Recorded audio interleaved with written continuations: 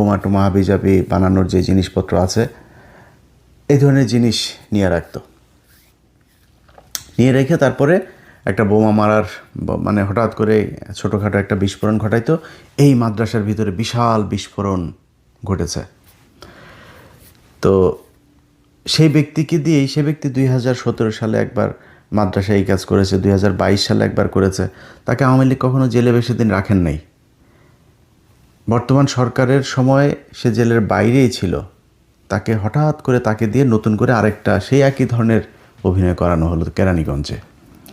সেই ব্যক্তি আলেমও না, কোনো ইসলামী দলেরও কোনো কিছু না।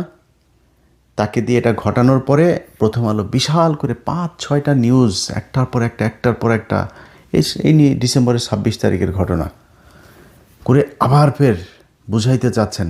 সে পত্রিকার খবর হয়তো আমি কি বলছি আপনারা বুঝতে পারছেন, হয়তো অনেকে দেখেন নাই। আপনারা না দেখলেও এগুলো কিন্তু দূতাবাসে পাঠানো হয়েছে। ডেইলি স্টার, আবার প্রথম আলো এটা তো আবার ইংলিশে করে, ডেইলি স্টার হুবহু ওই নিউজই করে, ওইটা পাঠানো হয়েছে দূতাবাসে। দূতাবাস দেখছে 25 তারিখে তারেক রহমান দেশে ঢুকলো, আর 26 তারিখে আবার ফেরি শুরু হয়ে গেল।